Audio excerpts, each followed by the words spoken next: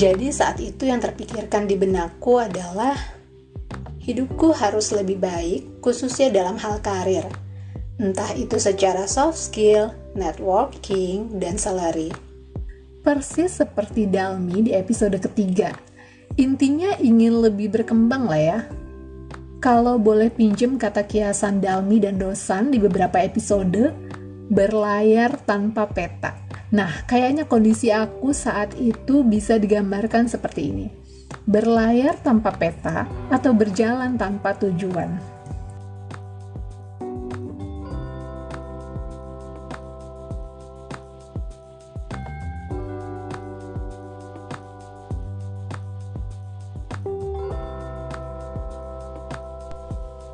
Assalamualaikum warahmatullahi wabarakatuh.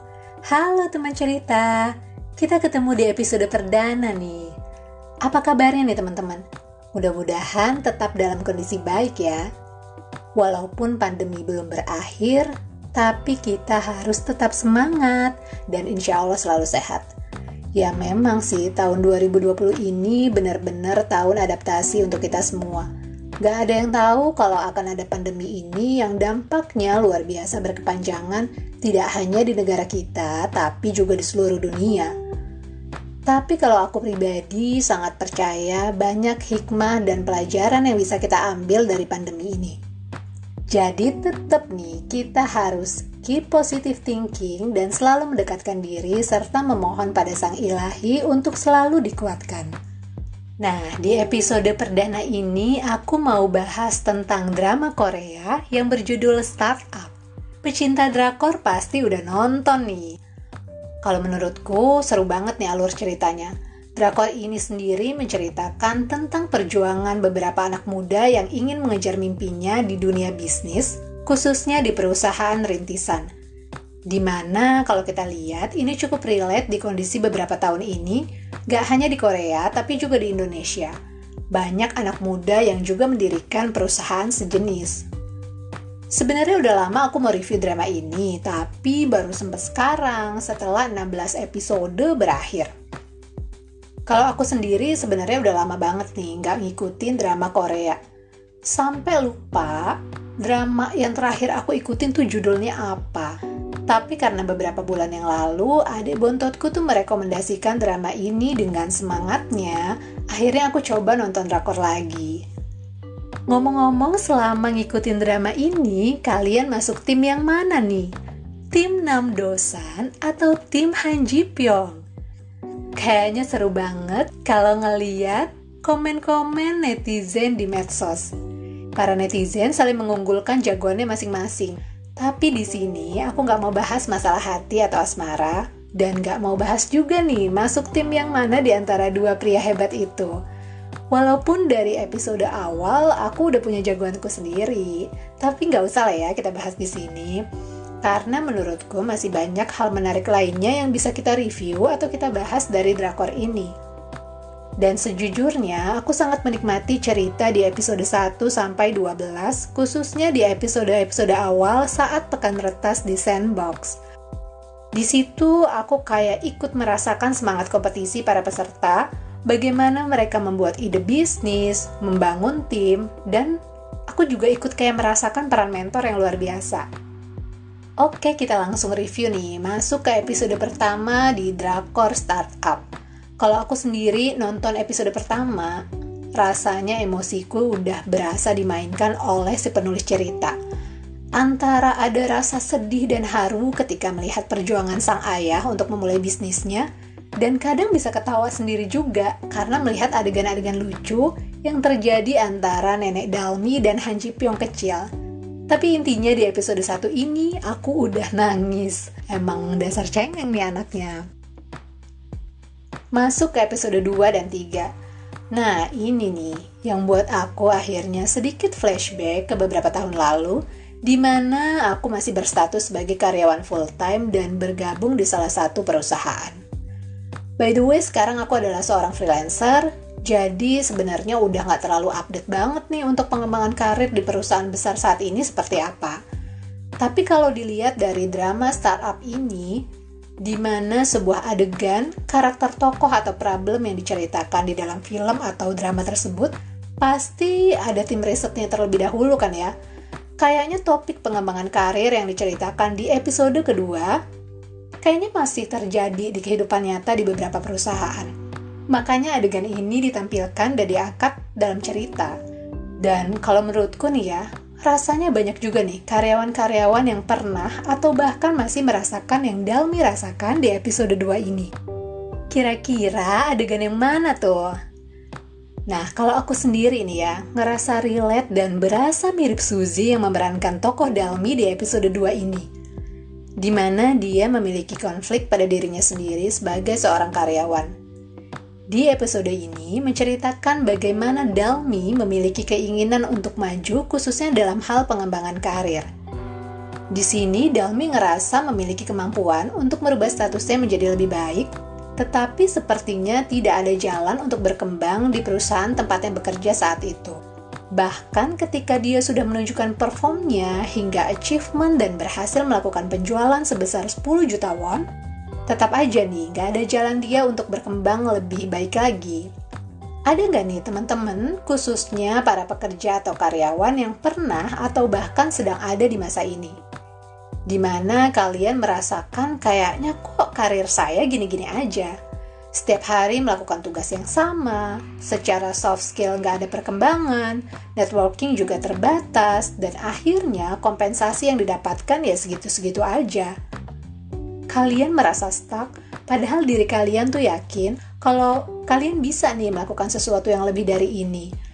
Asalkan ada jalan untuk proses pengembangan diri dan karir di perusahaan tempat kalian bekerja.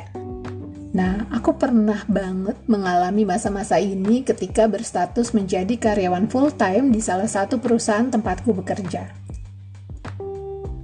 Jadi, cerita awalnya adalah aku pindah ke sebut saja perusahaan X tersebut dengan prioritas utamanya adalah lingkungan kerja. Saat itu aku mencari lingkungan kerja yang bisa membuatku bisa lebih nyaman untuk beribadah, tanpa melihat dari sisi jabatan, job desk, dan salary yang ditawarkan.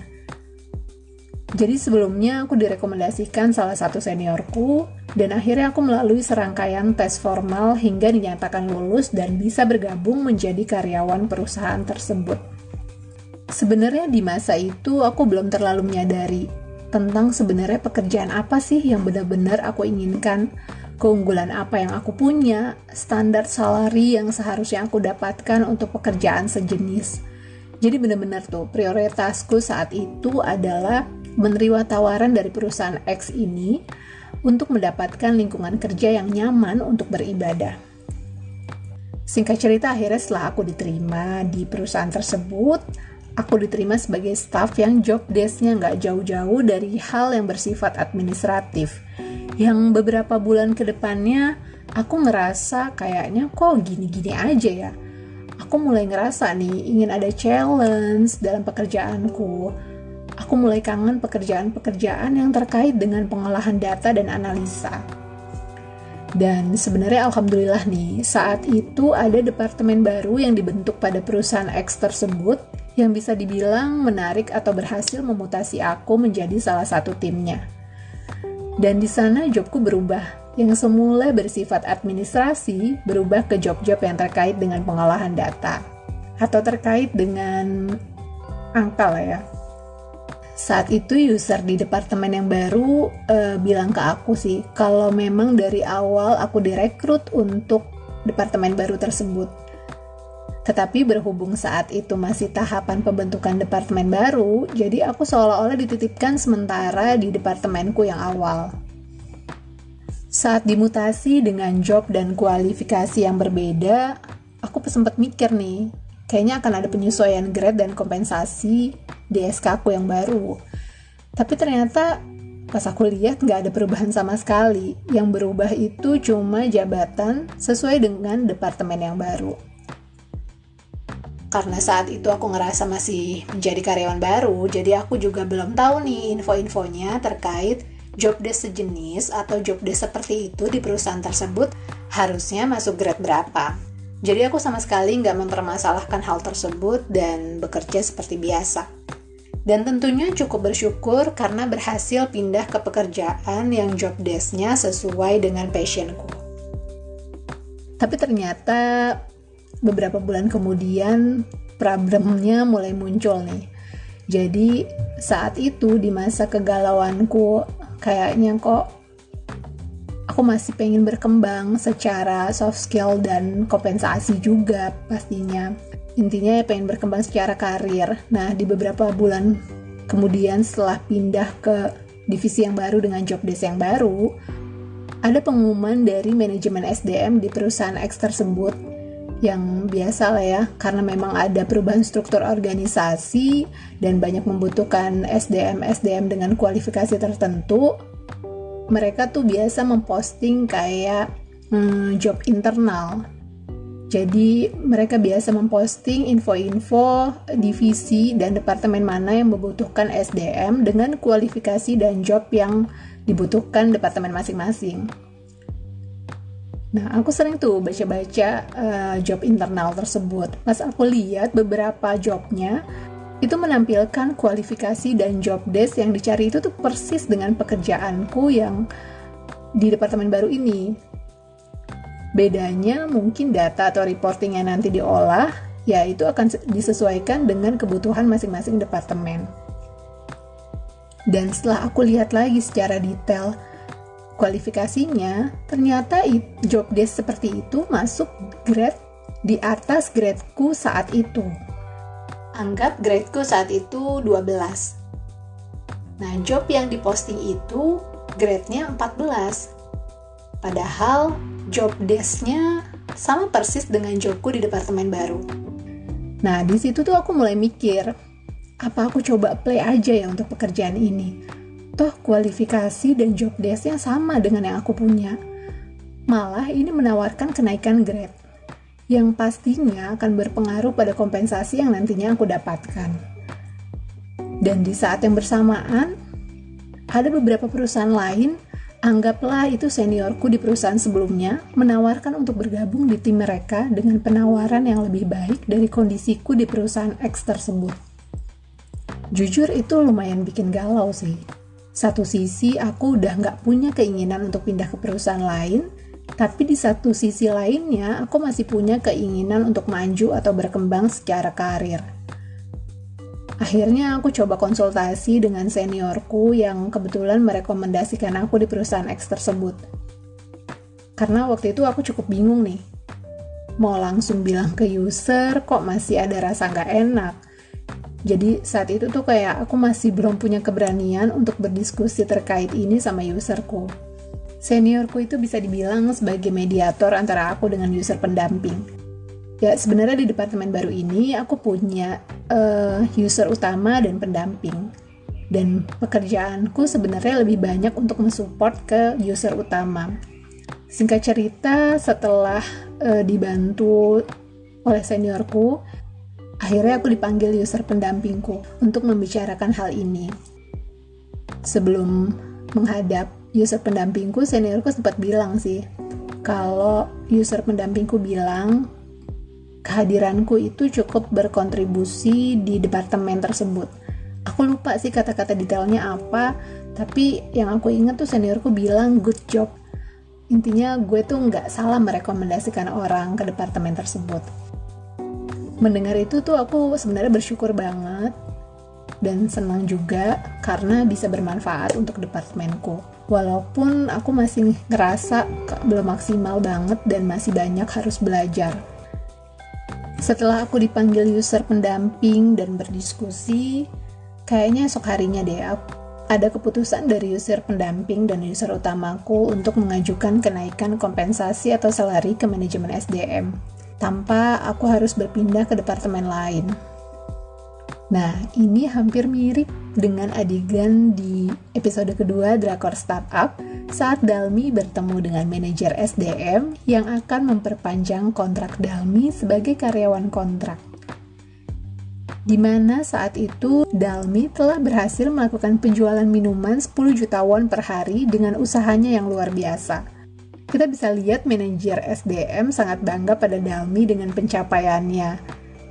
Sebelumnya manajer menjanjikan kenaikan pangkat kepada Dalmi menjadi karyawan tetap jika bekerja dengan baik atau bisa dikatakan achieve.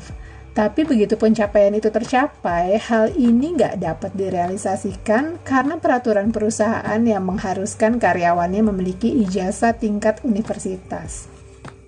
Nah, saat proses pengajuan kenaikan salariku ke manajemen SDM, yang bisa aku lakukan adalah menunggu hasil pengajuan tersebut. Beberapa hari kemudian, saat aku tanya prosesnya bagaimana ke user, ternyata belum ada hasil keputusan final dari manajemen SDM. Mulai galau lagi nih, karena perusahaan lain udah minta keputusanku, tapi aku masih bingung akan ambil yang mana, karena ya itu tadi, sebenarnya aku nggak ada keinginan lagi untuk pindah perusahaan, tapi masih memiliki keinginan untuk mengembangkan potensiku. Nah, di masa tunggu itu, akhirnya pihak user di perusahaan X tersebut semacam melakukan upaya agar aku tetap bertahan di jabatanku saat itu. Salah satu upayanya adalah mengikut sertakan aku ke dalam training atau peningkatan soft skill di bidang pengolahan data. Waktu itu aku diikutin training selama 2 hari di sebuah hotel, gak nginep sih, tapi pulang pergi dengan biaya yang menurutku cukup mahal jika dibayar dengan dana pribadi.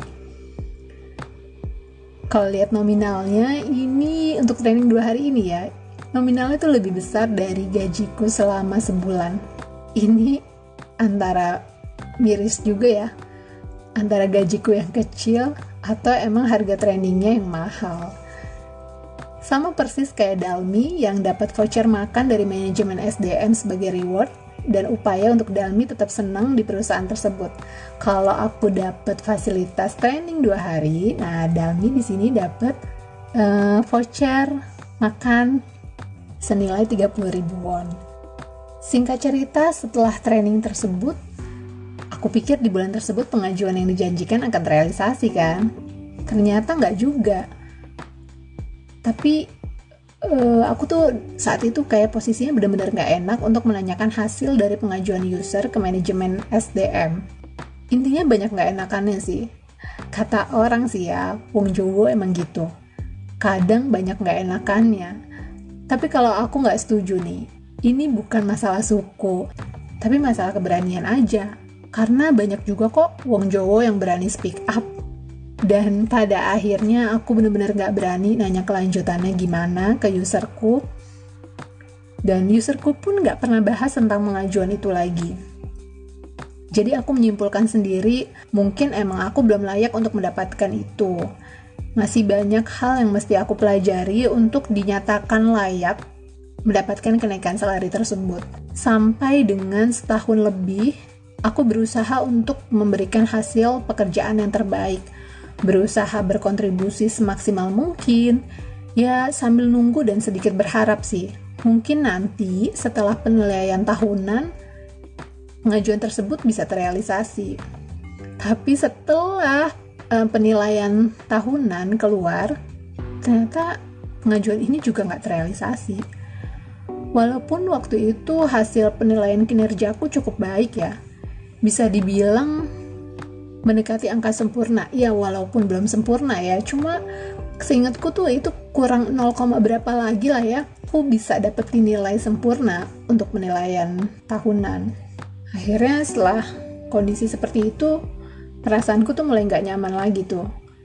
Setahun lebih dalam proses penantian dan tentunya proses belajar juga. Tetapi kayaknya makin merasa kok statis banget nih karirku di sini. Secara soft skill dan ilmu lainnya, aku nggak ngerasa ada perkembangan yang signifikan kalau dibandingkan dengan perusahaan pertama aku berkarir.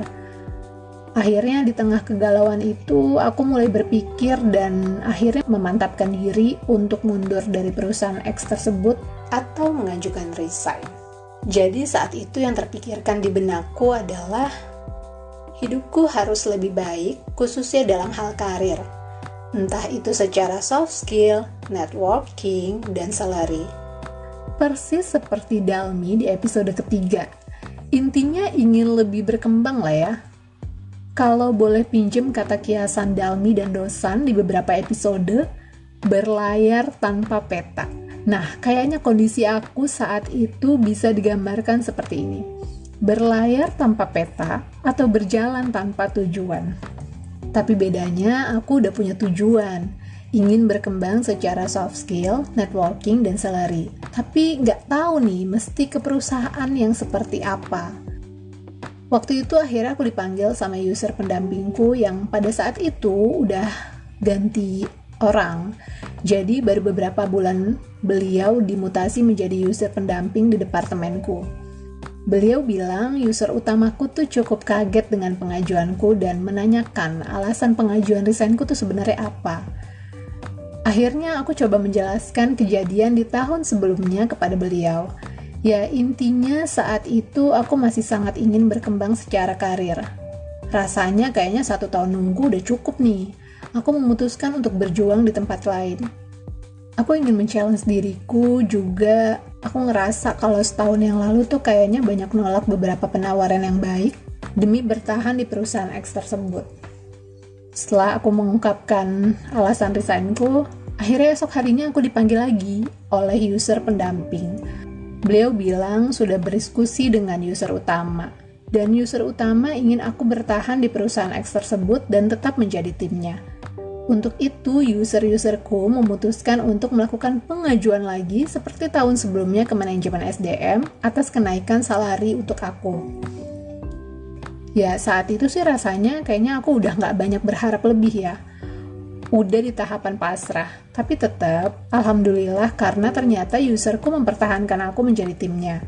Ya, secara nggak langsung bisa dibilang ternyata keberadaanku di departemen itu cukup bermanfaat. Karena sebelumnya aku sempet nih ngerasa kayaknya aku nggak banyak berkontribusi kali ya. Makanya pengajuanku tuh nggak pernah terrealisasi selama setahun lebih. Ada nih rasa-rasa mulai insecure dan sejujurnya mulai mengalami demotivasi dalam bekerja. Setelah user pendamping menyampaikan keputusan itu, aku langsung bilang sih ke beliau. Gak seperti setahun yang lalu yang sabar-sabar aja. Saat itu aku udah mulai berani speak up.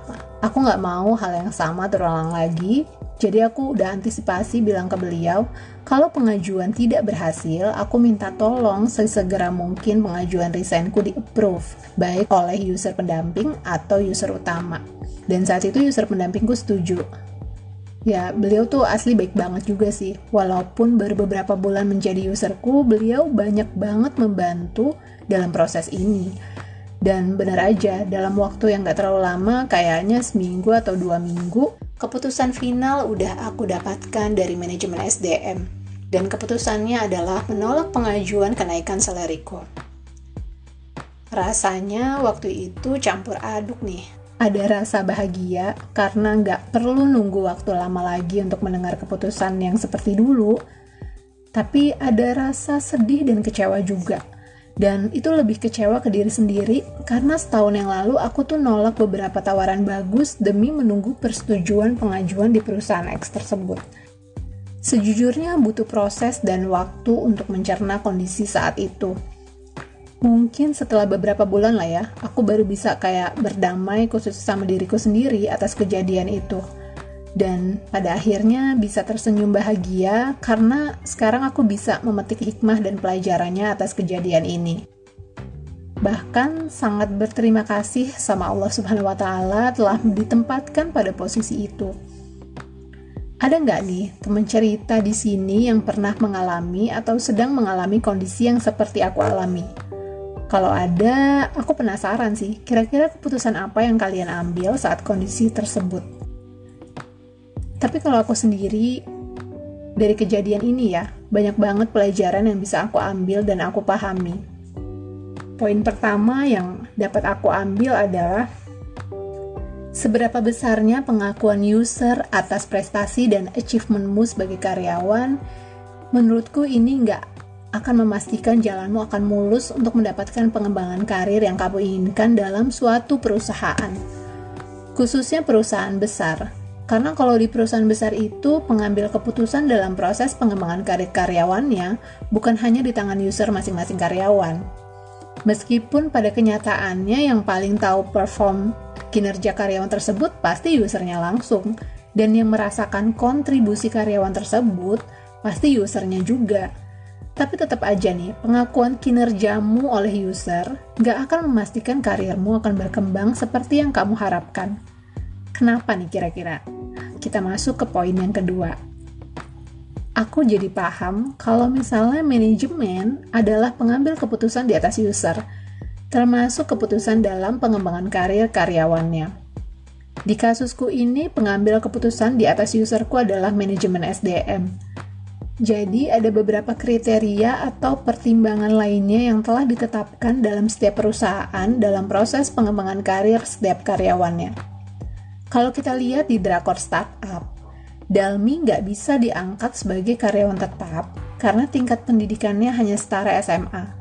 Sedangkan di perusahaannya mengharuskan karyawan tetap itu memiliki ijazah tingkat universitas. Ini sama halnya dengan perusahaanku saat itu. Yang pasti, mereka juga pasti memiliki nih kriteria tertentu untuk memutuskan kenaikan salari atas karyawannya. Ya walaupun secara job desk sejenis sebenarnya itu sudah di-grade di atas gradeku saat itu, tapi mungkin karena jabatanku di SK saat itu yang tidak memungkinkan tim mereka untuk menyetujui pengajuan tersebut.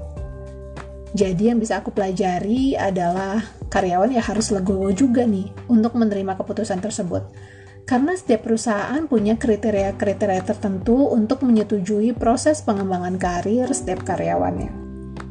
Pelajaran ketiga yang aku dapat dari kondisi tersebut adalah aku jadi lebih introspeksi diri. Jadi dari proses pengajuan pengunduran diriku, aku belajar untuk lebih mengenal diri sendiri. Di situ tuh kayak ada proses merenung dan berpikir, kayak semacam bertanya kepada diri sendiri. Aku coba nanya ke diri sendiri gitu ya, sebenarnya apa tujuanku bekerja? Pekerjaan seperti apa yang aku inginkan? Perusahaan seperti apa yang sebenarnya aku harapkan? Dan kompensasi apa yang aku harapkan? Intinya di tahapan introspeksi diri ini, aku jadi lebih tahu kelebihan dan kekuranganku. Aku tuh coba ngelis juga nih detailnya, termasuk soft skill apa sih yang harus aku tingkatkan, agar tidak terulang lagi kondisi seperti ini dalam perjalanan karir ke depannya. Dan ternyata setelah melis, banyak banget tuh kekurangan yang aku punya, dan sejak saat itu aku bertekad untuk memperbaikinya satu persatu. Pelajaran keempat yang aku ambil adalah aku berani mengambil keputusan. Keputusan di mana aku harus bertahan dengan kondisi yang sama atau mengundurkan diri dan mulai giat lagi untuk memulai membangun mimpi di tempat baru. Awalnya di tahun lalu mengambil keputusan adalah sesuatu hal yang sulit bagi aku. Di tahun itu aku semakin berani untuk mengambil keputusan atas hidupku. Dan ternyata setelah melalui proses itu kayaknya lega banget ya. Dan aku jadi semakin yakin gitu keputusan-keputusan yang aku buat dalam hal-hal lainnya. Di tahun sebelumnya aku ngerasa overthinking untuk mengambil keputusan perjalanan karirku. Padahal di tahun lalu ada penawaran-penawaran bagus dan kesempatan baik yang bisa aku raih. Tapi akhirnya aku lepas gitu aja demi bertahan di perusahaan X tersebut. Yang pada akhirnya aku ngerasa nyesel dan lebih ke rasa penyesalan kepada diri sendiri sih. Kalau diinget-inget lagi kan kayak jujur ya saat itu kondisi finansialku tuh lagi nggak terlalu baik. Jadi almarhum ayah tuh saat itu lagi sering bolak-balik ke rumah sakit yang pastinya membutuhkan biaya perawatan yang lebih yang terkadang kan nggak di-cover sama asuransi. Aku sempat mikir tuh waktu itu, kalau aja setahun lalu aku terima tawaran di tempat lain, mungkin aku punya saving atau dana lebih untuk kebutuhan itu. Seandainya saja aku lebih berani mengambil keputusan. Tapi akhirnya setelah melalui proses itu, aku udah berdamai sama diri sendiri, kayaknya gak ada gunanya juga untuk menyesalinya. Nah, aku yakin kayaknya memang jalannya memang sudah seperti itu sih. Aku ambil pelajaran positifnya aja sekarang. Gak boleh terlalu overthinking dalam proses pengambilan keputusan dan harus lebih berani lagi. Nah, pelajaran yang kelima adalah aku belajar untuk lebih mengenali diri sendiri. Hampir mirip dengan tahapan introspeksi, tapi tahapan ini lebih dalam lagi, khususnya dalam memahami kemampuan yang aku miliki. Awalnya setahun belakangan, aku ngerasa insecure dan semacam ngerasa penurunan motivasi dalam bekerja. Aku sempat ngerasa kayak gak bermanfaat, miskin ilmu, dan lain-lain lah. Tapi setelah aku melis keunggulanku dan mencoba membangun kepercayaan diri, aku mulai bersemangat lagi nih, dan yakin kalau aku bisa mendapatkan pekerjaan sesuai dengan yang aku harapkan. Aku coba mengingat-ingat lagi, flashback ke beberapa tahun sebelumnya, di mana aku mulai masuk ke dunia kerja setelah lulus kuliah. Aku mulai mengingat setiap aku resign, itu hampir semua userku melakukan upaya agar aku selalu bertahan di timnya. Bahkan ada user yang pernah menyatakan secara terang-terangan, kalau mereka tuh kayak ngebuat semacam skenario penawaran agar aku bertahan di timnya. Ya, itu kan secara nggak langsung kayak bentuk pengakuan mereka kalau kehadiranku tuh cukup membantu pekerjaan mereka. Akhirnya di proses mengenal diri sendiri ini, aku semakin yakin kelebihan-kelebihan apa yang aku punya. Akhirnya mulai nih percaya diri lagi dan nggak mudah insecure.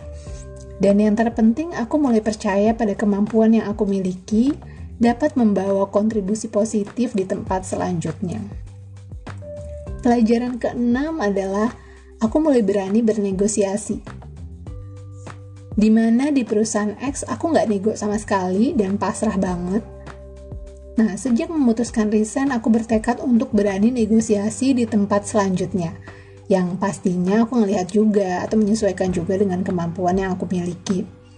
Intinya sih hasil yang disepakati harus menguntungkan kedua belah pihak, yaitu antara si pemberi kerja dan aku sebagai penerima kerja.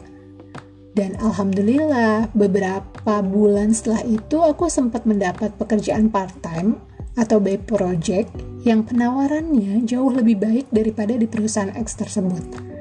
Bahkan aku ditawarkan posisi full-time sebagai tim perusahaan tersebut. Karena waktu itu ownernya langsung bilang, ngerasa puas atas pekerjaanku selama menjadi tim part-time-nya. Tapi karena saat itu aku sudah memutuskan hanya mengambil pekerjaan part-time, jadi aku memutuskan tidak mengambil tawaran tersebut. Sebenarnya di titik ini, kepercayaan diriku semakin pulih dan bahkan semakin meningkat. Jadi semakin yakin gitu loh, dan bilang kepada diriku sendiri, yuk, kamu tuh bisa kerja. Hampir semua user kamu ngerasa puas akan kinerja kamu. Jadi aku bilang ke sendiri nih. Jadi aku coba menyemangati diri sendiri. Please jangan insecure lagi. Pelajaran ketujuh yang aku dapatkan adalah aku jadi berani speak up. Jadi sejak kondisi ini aku semakin berani untuk speak up dan berpendapat di tempat baru, khususnya terkait dengan pekerjaan. Dimana di tempat sebelumnya aku ngerasa kemampuanku untuk berpendapat dan berkomunikasi nggak terlalu baik. Kebiasaan nggak enakan mulai aku hilangkan sedikit demi sedikit. Dan yang ke-8, pelajaran yang aku dapatkan adalah aku jadi terus berusaha untuk memelihara ketulusan dalam bekerja. Jadi kalau sebelumnya aku ngerasa nggak banget nih memandang diriku, masa resign gara-gara kompensasi? Ini bukan kamu banget yuk. Jadi aku mulai nih menelaah lagi. Apa sih sebenarnya alasanku untuk resign? Ya ternyata bukan karena masalah angka aja yang tertera di rekening tiap akhir bulan. Tapi ada yang lebih penting dari itu. Ternyata tanpa aku sadari, aku tuh butuh tempat yang bisa membuat diriku merasa berkembang. Gak hanya dari sisi kompensasi, tapi juga dari sisi ilmu dan soft skill. Aku baru sadar kalau aku tuh seneng kalau disuruh belajar hal-hal baru, khususnya hal-hal yang aku sukai. Seperti saat diikuti training oleh userku sebelumnya setahun yang lalu nih. Tuh perasaannya tuh kayak happy banget, semacam dapat suntikan atau energi positif setelah selesai kelas. Dan hal itu tuh bisa ngebuat aku semangat kerja lagi. Dan aku jadi semakin sadar nih, bahwa kebahagiaan seorang karyawan itu tidak hanya dari sisi kompensasi yang dia dapatkan. Walaupun nggak bisa dipungkiri juga, kompensasi itu pasti penting juga ya. Itu kan sebagai wujud apresiasi perusahaan atas kinerja karyawannya. Tapi aku yakin ada hal lain yang juga penting yang dibutuhkan seorang karyawan untuk bisa bahagia dalam bekerja. Nah, pemikiran ini yang membuatku untuk tidak menjadikan parameter kompensasi sebagai parameter utama dalam memilih pekerjaan selanjutnya. Boleh sih kita bernegosiasi sesuai dengan kemampuan kita di awal kesepakatan. Tapi setelahnya, kalau menurutku, kita tuh harus fokus dan memelihara ketulusan dalam bekerja. Jadi fokusku saat ini adalah dimanapun keberadaanku, aku berharap ya semoga bisa berkontribusi positif untuk perusahaan tersebut.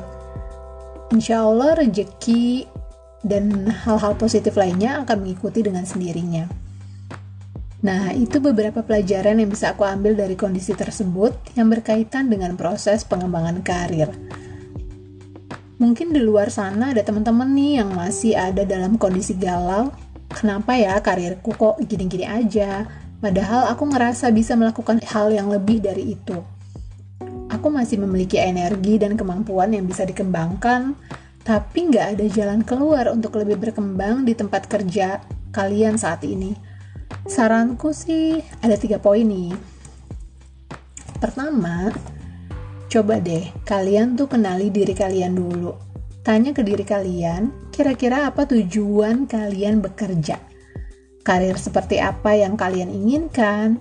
Pekerjaan seperti apa yang kalian inginkan? Perusahaan yang bagaimana yang kalian harapkan? Dan pengembangan karir seperti apa yang kamu inginkan? Dan jangan lupa juga, kompensasi seperti apa yang kamu harapkan. Karena dengan kayak gini, kamu akan lebih tahu langkah apa yang akan kamu ambil untuk melalui perjalanan karirmu ke depannya. Saranku yang kedua yaitu coba deh kalian komunikasikan dengan user. Coba bicara dari hati ke hati atau berdiskusi lebih dalam lagi terkait proses pengembangan karir di tempat kalian bekerja. Kalau menurutku ini nggak ada salahnya meminta feedback langsung atas kinerjamu sebagai karyawan.